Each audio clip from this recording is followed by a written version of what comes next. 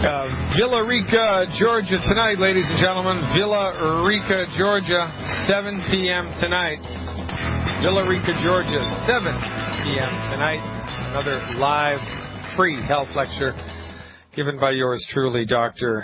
Peter Glidden. 2 nights ago, we were in Smithville, Tennessee. Last night, we were in Chattanooga, Tennessee. And tonight, Villa Rica, Georgia. Villa Rica, Georgia at 7 p.m. I'll have more details for you coming up shortly. Today is August 29th, 2013, Thursday, August 29th, 2013.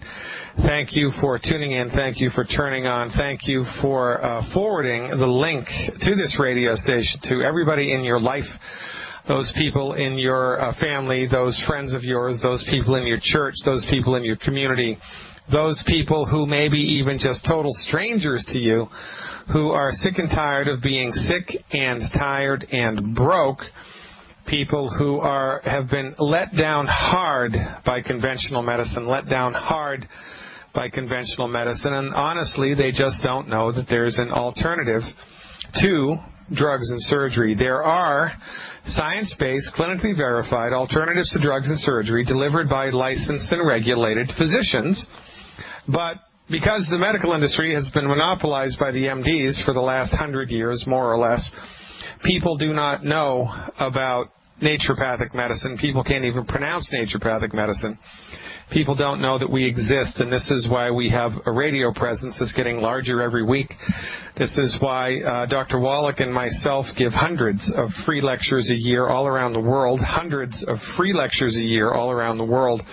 And I want you to ask yourself, when was the last time your medical doctor gave a free lecture about anything?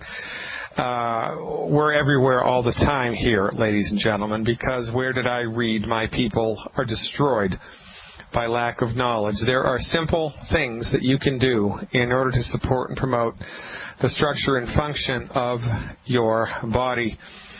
Reason number 8 to fire your MD. Reason number 8 to fire your MD is because of their ridiculous understanding, old-fashioned understanding, outdated, cowardly position on the relationship between human anatomy and physiology in this case, and heartburn.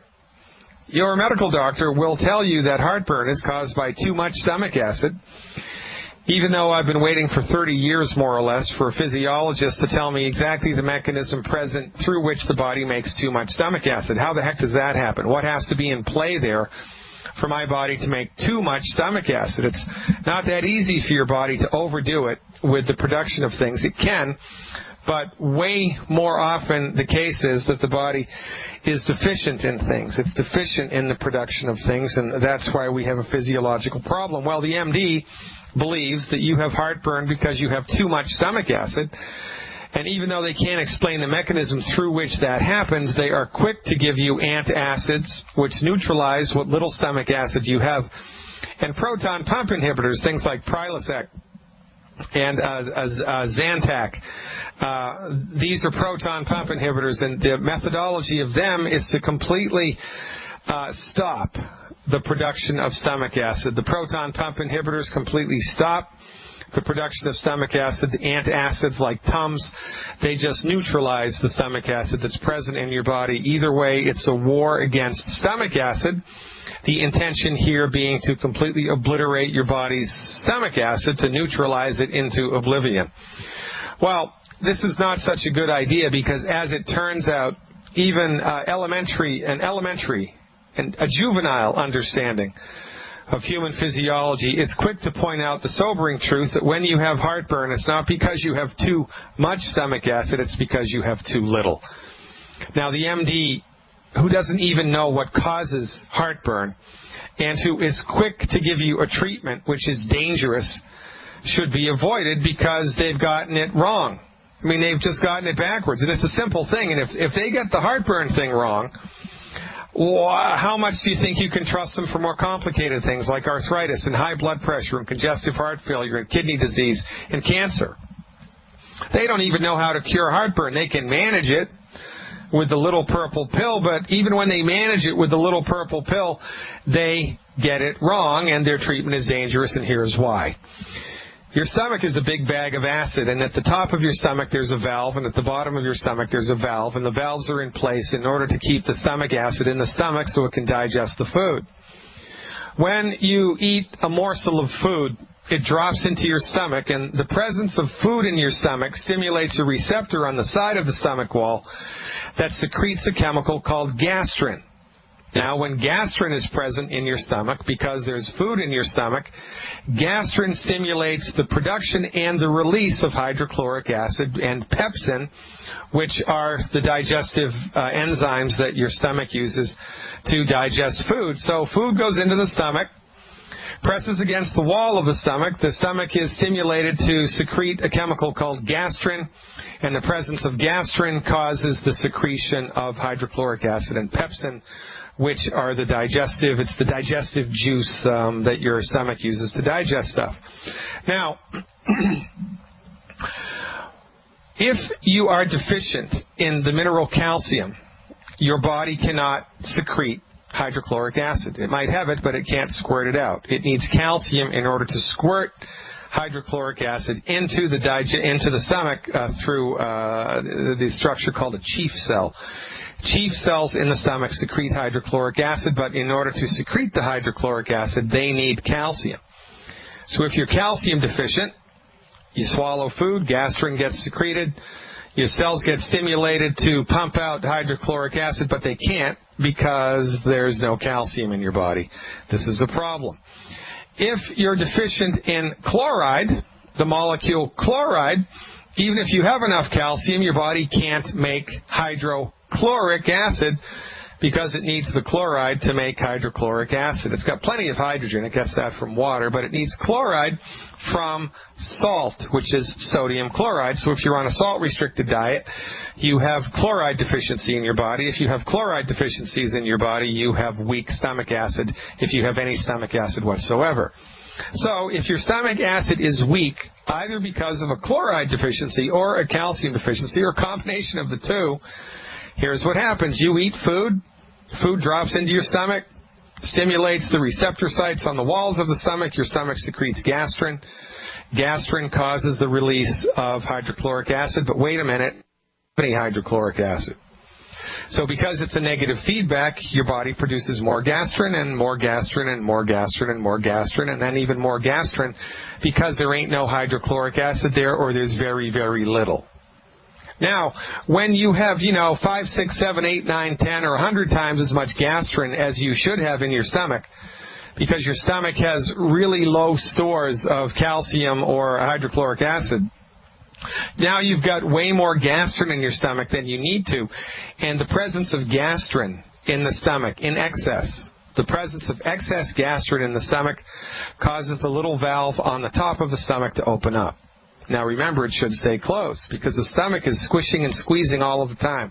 Your stomach is like a washing machine. It has smooth muscle in the stomach, and when smooth muscle constricts and relaxes, you cannot feel it. When smooth muscle constricts and relaxes, you cannot feel it. I mean, if you could feel it, you'd be in pain all the time because your intestinal tract is constricting and relaxing all the time like a million little snakes.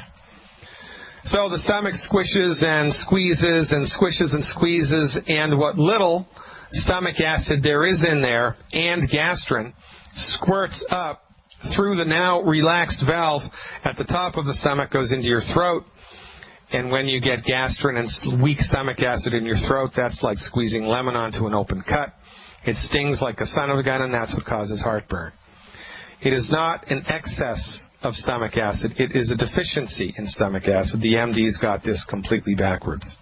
But what do they do to fix it? They give you drugs that neutralize what little stomach acid you have, or which completely stop the production of stomach acid 100%. So now you don't have any stomach acid. Zero. So what happens? You eat food, it drops into your stomach, which is a bag of acid. Now there ain't no acid in it. So your stomach cannot digest the food that you just swallowed. So the food hangs out in the stomach for a while, and then the stomach squishes and squeezes, and it forces it into the small intestine. Now you have a great big glob of undigested food tumbling through the small intestine, and that's going to cause all kinds of problems. Ever had garbage disposal backup? Ever had a garbage disposal backup? That's not pretty, is it? Go away for a weekend and you've got rotten garbage in your sink. It's going to start to stink. It's going to start to, it's not pretty. Well, when you remove the top 2 or 3 or 4 dominoes from the digestive cascade in the stomach, everything south of the stomach is going to be compromised and ineffective. It's like those dominoes don't fall over because the dominoes at the top were removed. So this causes massive amounts of indigestion and facilitates the loss of nutrients. Because why the heck do you even eat food in the first place? Because your body needs 90 essential nutrients every day in order to function. Your body doesn't only need calories and fat and protein. It needs vitamins and minerals and essential fatty acids. Now, as it turns out, all chronic diseases are caused by nutrient deficiencies. All chronic diseases are caused by nutrient deficiencies. So when you completely obliterate your digestive tract's ability to digest nutrients, you accelerate the genesis of chronic disease. So guess what? Chronic disease rates go up. Heart disease rates, asthma disease, high blood pressure, obesity, arthritis, everything goes up and up and up. Now, who is that good for? It's good for the drug companies. Because the more chronic disease there is, the more trouble people are in, the more they're going to need drugs and surgery. Or they're not really going to need drugs and surgery, but because drugs and surgery monopolize the medical market, they're generating customers. They're forcing the human body to get sick because of proton pump inhibitors.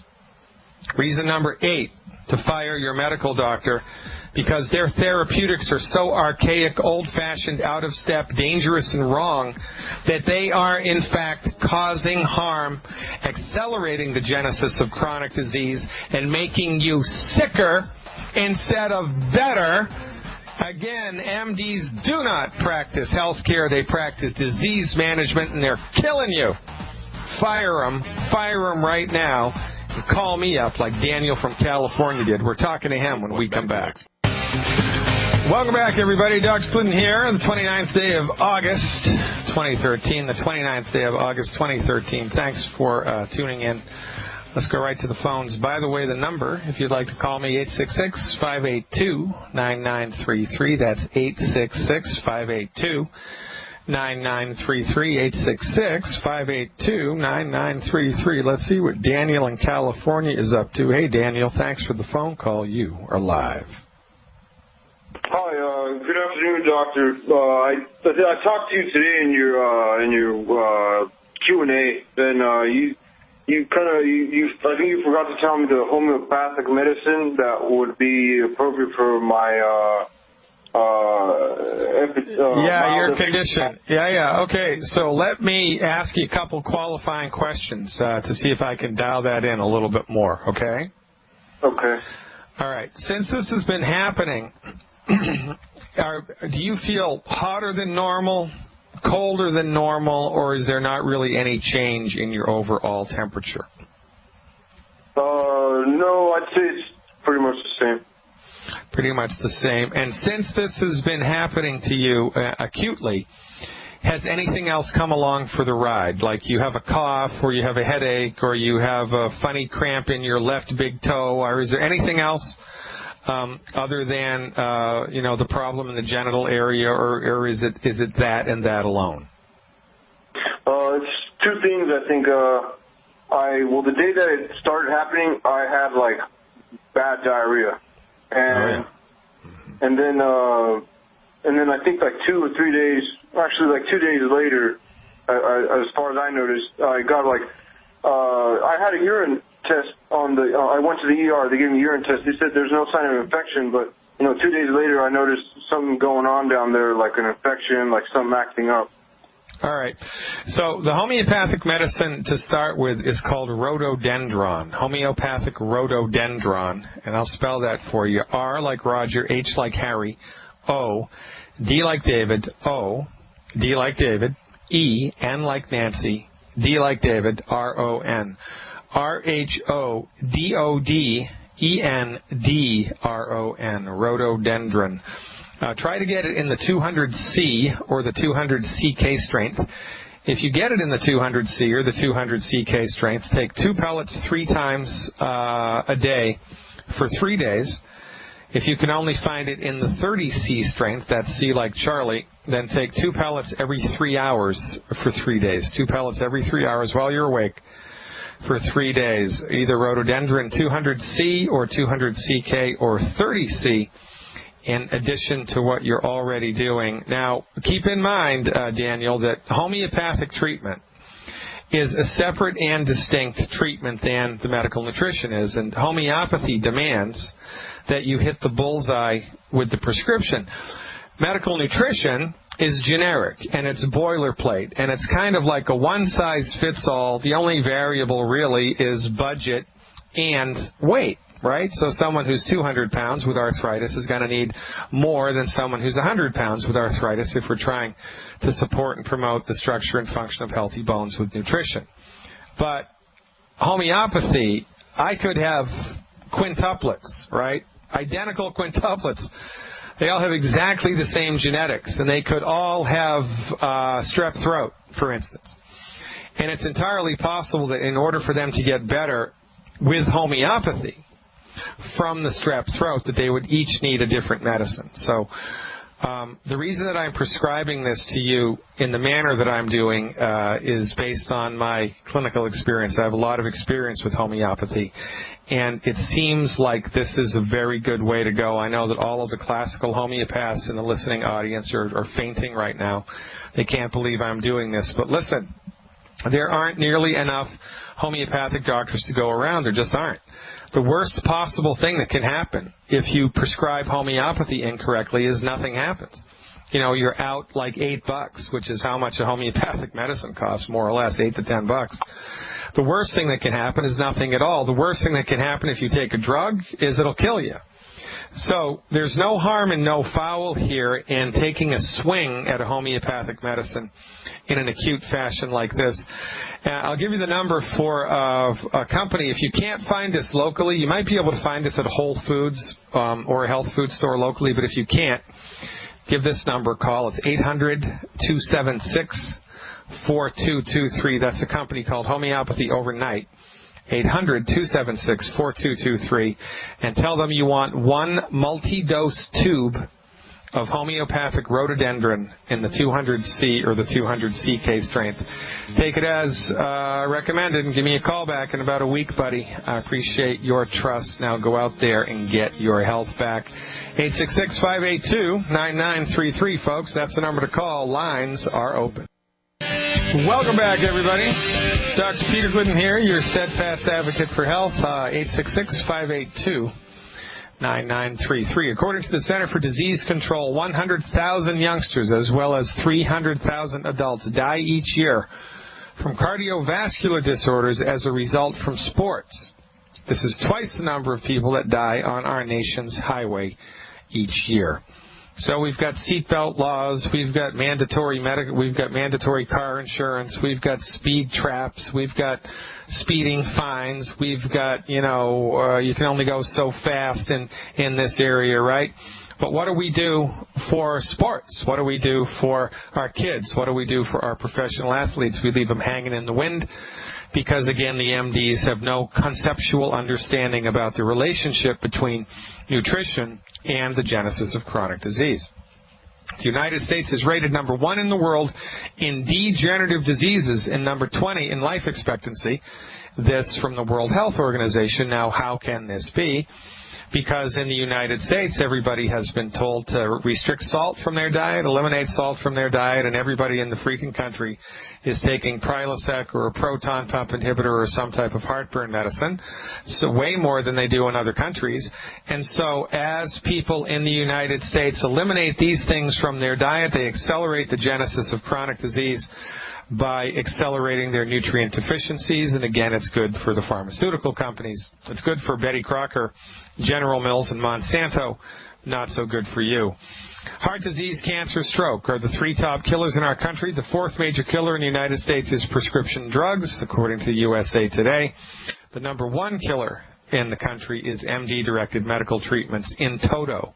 in toto, not just drugs, but surgical procedures as well. The number one killer in the United States, topping out at 780,000 deaths a year, MD-directed medical treatments. 70% of the medical doctors writing prescriptions for Medicare patients flunked the exam on how to do it safely and properly, according to USA Today. That's 70% of the medical doctors writing prescriptions for Medicare patients flunked the exam on how to do it safely and properly. Your healthcare dollars at work, and according to Harvard Medical School, 52% of licensed medical physicians in America take psychotropic drugs every week. 52% of licensed medical physicians in America take psychotropic drugs every week, and these are the people that you go to with your health concern. And, you know, the thing about this is that, well, you trust that your MD knows what's best for you. You trust that they offer the most effective, most scientific, most proven, most affordable, most best treatments that science has to offer, but they do not. They only are able to practice what they're trained in. Some marketing genius decades ago coined the term medical doctor. It should be illegal for an MD to call himself a medical doctor because nobody practices medicine. Medicine is a vast domain. You know, if you had a degree in Ayurveda and chiropractic and osteopathic and herbology and naturopathy and homeopathy and allopathic medicine and you know about 20 other medical disciplines all around the world, then you could call yourself a medical doctor. But if you just practice allopathic medicine, you should call yourself an allopathic doctor. Chiropractors can't call themselves medical doctors. Homeopaths can't call themselves medical doctors. MDs should not be able to call themselves medical doctors because they're not trained in medicine. They're trained in allopathic medicine, which is just one small piece of the pie of medicine. It was a great snow job. It was a great PR job. I don't know who came up with that idea, but it was a fantastic idea. Now, you know, I'm not much of a conspiracy theorist. I keep my eyes wide open all of the time, and I have no proof other than street smarts to support what I'm about to say. I have no proof other than street smarts to support what I'm about to say, but here's the deal. Prilosec is the second most prescribed drug in the United States. Lipitor, the statin drugs, are the first. Prilosec is number 2. And in the world, proton pump inhibitors are the number 1 leading seller of drugs in the world. Now, remember, proton pump inhibitors accelerate the genesis of chronic disease by completely obliterating your stomach acid. Now, who does that benefit? The more proton pump inhibitors, the more antacids we take, the sicker we get, because the more nutrients our body loses, and nutrients are necessary for health. So the longer and stronger that people are on proton pump inhibitors, the sicker and sicker that they get. So what do they then need to do? They need to go back to their medical doctors, their MDs. They don't go to naturopaths because they don't even know how to pronounce naturopathy, let alone know what it is. And my profession is only licensed in 16 states. So even if they knew what naturopathy was and wanted to go there, but they lived in Tennessee or Georgia or Florida or Massachusetts, or 36 other states in this great country of ours, you wouldn't have access to naturopathic medicine because we're not licensed and regulated there. So when people get sick, by definition, they go to an MD because the MDs are the only show in town in most states. So this is good for the drug companies because, again, the MDs don't cure anything. They just manage the problem with drugs. So the more proton pump inhibitors and the more antacids people take, the sicker that they get. The sicker that they get, the more drugs that they need, and who benefits from that? The MDs, the hospitals, and the drug companies. You know, it is such a big phenomenon. It is so overarching and so gigantically huge right in your face, you miss it. Take a look around, folks. Everybody is sick all of the time. The average over 70% of Americans take at least one prescription drug. And that number, the number who are taking 2 prescription drugs, at least 2 prescription drugs a day, is rapidly rising. Everybody and their brother takes prescription medications because everybody and their brother has been convinced through 100 years of social engineering that the only option you have when you're up against a health issue is MD-directed medical therapeutics. And, they've done a really good job at this over the years, haven't they? I mean, first it was Marcus Welby, and then it was Dr. Kildare, or maybe Dr. Kildare came first, and then Marcus Welby, and then MASH, and then Grey's Anatomy, and then House. And all of these TV shows incorrectly portray what MDs do, with the possible exception of MASH. But remember, MASH was a military field hospital, and this is the forte of the MD. This is where they shine. This is their level of expertise. Surgery when it's necessary. Son of a gun, I've got a bullet in my arm. Pull it out and save my life. Yeah, well, they're good for that. But not for anything else are they good. Well, they're good for surgery when it's necessary. Trauma care. And those two things go hand in hand. A handful of infectious diseases like pneumonia, bronchitis. They're good for those things. But for the stuff that we go to the doctor for, they're horrible. And while we have given ourselves over to their care, our health gets worse and worse and worse and worse and worse instead of better and better. But because it happens to everybody, because it is such an overarching sociological phenomenon, we miss it. And we become accustomed to mediocrity. We become accustomed to medical mediocrity. We become accustomed to being overweight and sick and suffering. We become accustomed to our health getting worse and worse and worse as we get older. We get accustomed to looking forward to dying in our early 70s because this is the new norm. 30% of American adults are obese. 30% of our children are obese, and that's happened in the last 20 years. We don't look forward to it, but we anticipate getting Alzheimer's. If you're smart and you're in your early 30s and your parents are alive, you start saving money for their medical care in the last 20 years of their life because you're not going to be able to handle it when they become Alzheimer's ridden. You can't handle that. You're going to have to farm them out to, an old folks home. So what do? You plan for that. This is how large a phenomenon this has become. It is a gigantic catastrophe. Now, of course, the federal government, which is stupid most of the time, sees that this is a problem. I mean, the numbers are a stubborn thing. You're welcome to your own opinion, but not your own set of facts. So anybody with a computer can go to the World Health Organization and look at the numbers, and they're getting worse and worse and worse and worse and worse. And you can extrapolate how many people are going to have type 2 diabetes in 10 years, how many people are going to have Alzheimer's in 10 years, how many people are going to have high blood pressure and arthritis in 10 years. You can extrapolate that and plan for it. So the people in the government are aware of these trends, but they're mesmerized by the MDs as well. They have no idea what causes it. And so rather than put the MDs on the back burner and limit what they can do, because they genuflect at the altar of the MD's incompetence as well as everybody else in this country, their solution is to make it mandatory for everybody to have medical insurance.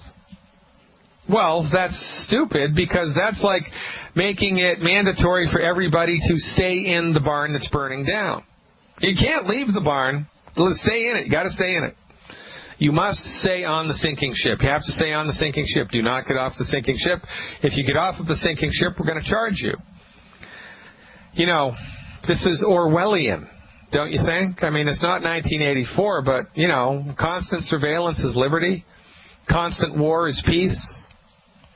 Being strapped financially all the time, having at least $10,000 of credit card debt, having the bank own your car and the bank own your house, this is financial stability. Having China own all of our debt, that's the new normal. It's inside out, upside down, and completely backwards, ladies and gentlemen. We're suffering needlessly for only one thing, lack of knowledge. So this is our stance in a nutshell. Your medical doctor does not know what's best for you. They only know what they've been trained in, and it should be against the law for them to call themselves a medical doctor. It should be against the law for them to treat chronic disease because they suck at it.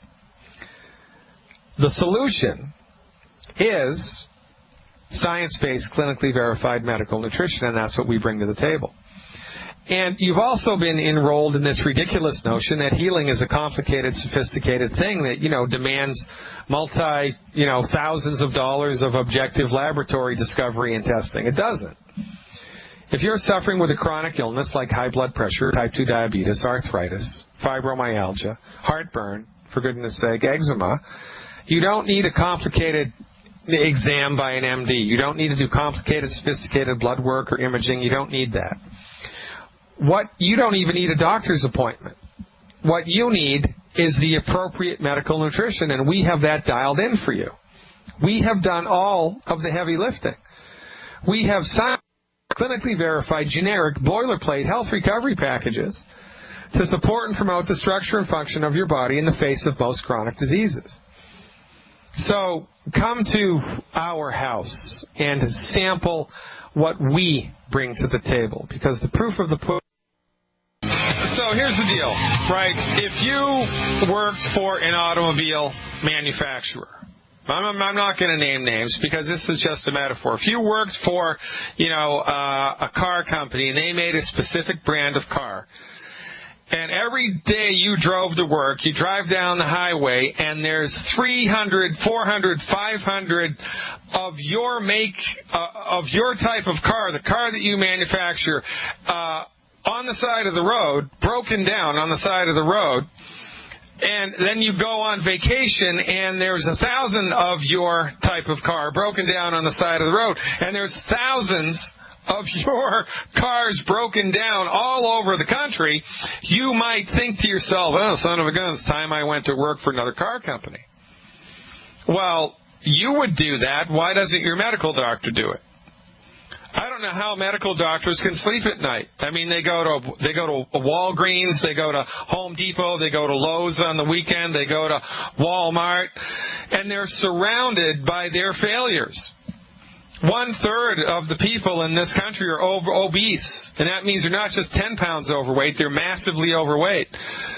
30% of our childhood population is obese, and that's happened in the last 20 years. It's their fault. I don't know how they can turn a blind eye to it. Well, I know how they turn a blind eye to it, because number one, they're not trained in how to make you healthy. They don't give a damn about making you healthy. And number two, they're too pig-headed to think it could be their fault. So they blame you. You have the autoimmune disease. Oh, that's your fault. It was your grandmother's fault. Nonsense. For goodness sake, ladies and gentlemen, the best possible thing you can do if you're suffering from a chronic disease is fire your medical doctor now. Cancel your comprehensive medical insurance and buy catastrophic instead. Join Longevity, get a clue, and get your health back. Going to go to California now, finish up the first hour with Madru, who wants to know what to do for cholesterol, I think. Hey, Madru, thanks for the phone call. You are live. Thank you so much. You're wonderful out here. I just love you. And I'm joining after I get off this call. Listen, I have a friend of mine. She's 60 years old. She is on the product. She's on the Healthy Start Pack, the Bone and Joint Pack. And she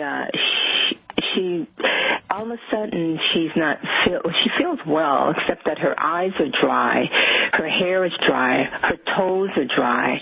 And then when she went to the doctor yesterday, she was told that the doctor saw some cholesterol in her eye, and she told the doctor she was eating eggs, and the doctor told her not to eat eggs, just eat the whites and eat oatmeal. Yeah, okay, so the doctor's an idiot. It should be against the law for an MD to give you advice about nutrition because they don't know anything about it. It's against the law for a chiropractor to do open heart surgery, right? They can't do that because they're not trained in it. It should be against the law for a medical doctor to talk to anybody about nutrition whatsoever because they have no training, no experience, no respect, and no experience with it. I mean, no appreciation for it. Why on earth would they even think that they know what to tell people because they're arrogant SOBs? Mm-hmm. So, I'm a little unclear, Madru, about what's going on here. So rather than me just give, advice based on what I think is happening, you really should have this woman call the radio show and tell me exactly in her own words what the deal is. Well, she told me. She said she went for her eye exam, and there was a light there, like a light line there, and the line is wider now, and the doctor said that's a cholesterol line. Oh, okay. So there's a diagnostic sign through an eye exam that her body is, she has cholesterol buildup in her blood vessels, right? Yes. Okay, so cholesterol buildup in blood vessels is a very real thing, but cholesterol buildup in blood vessels isn't caused by cholesterol. If it was caused by cholesterol, then everybody would have cholesterol buildup in their arteries because the body makes cholesterol. Dr. Wallach published a paper in 1976 that proved cholesterol deposition in arteries is from inflammation in the arteries, not from cholesterol. It's got nothing to do with cholesterol. It has everything to do with eating the wrong foods. So you have to make sure she eliminates all 10 bad foods, because those 10 foods cause inflammation, and she needs to increase her intake of antioxidants. You know the antioxidant drill, 20,000 ORAC minimum a day. For this person, 50,000 ORAC a day. And make sure she's taking adequate amounts of selenium, 1 bottle per 50 pounds of body weight per month. Up the ante with her antioxidants and eliminate the 10 bad foods. It's got nothing to do with cholesterol, everything to do with inflammation. Second hour coming up, folks. Stick around.